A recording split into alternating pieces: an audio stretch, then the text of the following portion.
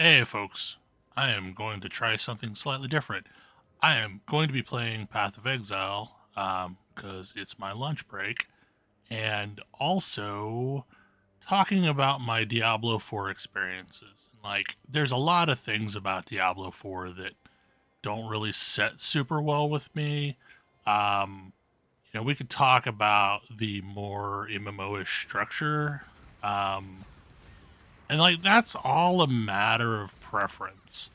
But I think the key problem that I keep having is the level scaling functionality within Diablo 4. And I get why it exists because if you scale your content, it basically will make the same area evergreen so that you never outgrow the area and you can keep rehashing it. And on some level, it seems like that's the master plan with Diablo, is try and squeeze as much out of the content they have for as long as they have.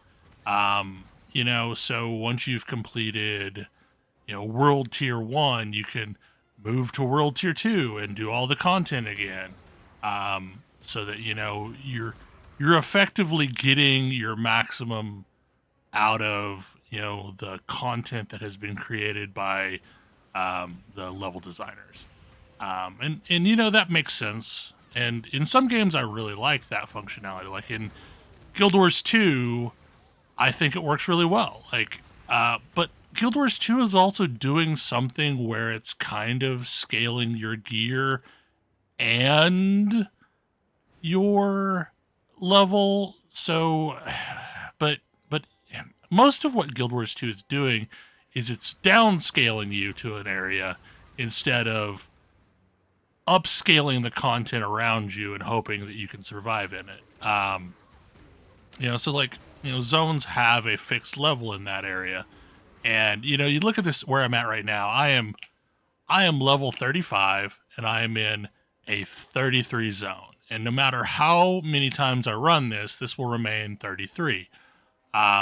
So if I start to fall behind in content levels and start to fall behind in gearing, I can spend some time farming. And like that's been traditionally a thing that you do in an ARPG. Like, this is Aqueducts. This is a really straightforward level. It's good for farming purposes. So if for whatever reason I fell behind the curve in my gear while leveling, I could just come back here and do some of that until I get some drops to iron out my weaknesses and then move forward to the next content. Whereas in Diablo 4, every time you level, the content is getting stronger, but you're staying the same. So if you didn't get drops, then your effective power is going down as relative to the content level. And I think that's my biggest problem with the current state of Diablo 4, because everything else is largely just semantics. Like we could talk about, how I prefer, you know, the non-hub and spoke World of Warcraft style of gameplay of something like, Path of Exile. Um, we could talk about a lot of that stuff. We could talk about, how the events system doesn't work quite as well as the one in Guild Wars 2, but it's trying to do a lot of the same things. But at the end of the day, like the key problem that I have with Diablo 4 is that my power is not keeping up with the power of the world. And in the earlier test, you were getting a ton of legendaries, and they were artificially inflating your power by affecting your talent points and like your choices. So like, an item would maybe affect the way that Whirlwind works. And that impact on Whirlwind makes a difference of a bunch of gear levels. So like it made you powerful within those terms, but like in this last round of testing, I got 2 legendaries, period. And I didn't specifically farm to try and get legendaries, but like I just got 2 legendaries. And I didn't have, enough to where I could feel like I could, salvage those legendaries and get the components needed to imprint those items, or to either or to imprint the items that the legendary patterns that you get from running dungeons. So like I didn't feel like I really even had access to the legendary system in those first 20 levels. And then general gearing, it felt like I was always dropping like one or two levels below where I actually should be. So the items that I had didn't feel like they were keeping up. So like at the end of the game, at like level 20, I had finally gotten 220 weapons, but then like most of my gear was 15-ish, and I had a couple pieces that were like level 9 that I never found upgrades for. And I was running a lot of, cellars. I did a handful of dungeons. So like I was putting myself out there and had lots of opportunities to get upgrades. I just wasn't getting them. Or like when a yellow would drop, it would be below what my current level was. So something was weird with that. And the other problem that I had is so much of the Diablo 4 incentive seems to be running events and doing things and collecting this alternate currency called obols, or obols, OBOL. I don't know how to pronounce that any better than what I just did, but it is essentially the new blood shard.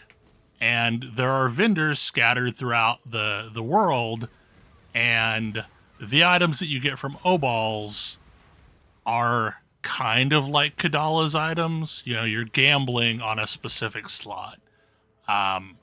Weird things I noticed there is it seemed like the merchant that was in the main city hub was the only one that was actually scaling up, because I visited an obol merchant in Margrave, I think was the name of the town, and everything on that vendor was maxed out and capped at level 9. So like, okay, well that's useless. And anytime I bought something from the one in, I don't remember the name of the main town, most of what I got were normal quality, aka white quality items. And I very rarely got magic or rare items, which are blue or yellow. And the problem with that is when you have this merchant that its interaction is designed around doing a bunch of busy work and collecting those resources and then turning around and using those to plug holes in your gearing, and you can't get upgrades from that merchant, it disincentivizes everything that you do in the game. So like the collection of this purple currency doesn't mean anything if you can't do anything interesting with it, if you can't use it to solve gearing problems. So I don't know, like I feel like that whole system needs to be reworked a bit. In the previous beta test, there was a heavy skew towards rewarding legendaries whenever you turned in obols. And like most of the legendaries that I got came from that merchant. And then to turn around and see that just be worthless, like what is the incentive to be engaging in any events other than XP gain? And quite honestly, like XP gain is not that big of a deal after a certain point. So I don't know. Like I'm not sure where the carrot is to go with the stick. So yeah, I don't necessarily get the structure of this game and how it's going to work past people playing it for just to get through the story. And I think that's my challenge is like, okay, so I'm leveling a character in Path of Exile right now. This is an Ascendant. I've never leveled an Ascendant, but I've put together enough abilities, and every time I slot a point, so long as that point isn't in, um, just like one of the filler travel nodes with, strength or dex or whatever, I feel a little bit stronger. Like, so I just invested in a bunch of brand nodes. So the type of spell that I'm using right now is what's called a brand. It's basically a curse like thing that attaches to an enemy and it deals damage over time. Then I've got some other abilities. I've got a flame wall that I'm dropping, and I've got fire traps that I'm dropping. So I've kind of just half-assed my way through a build.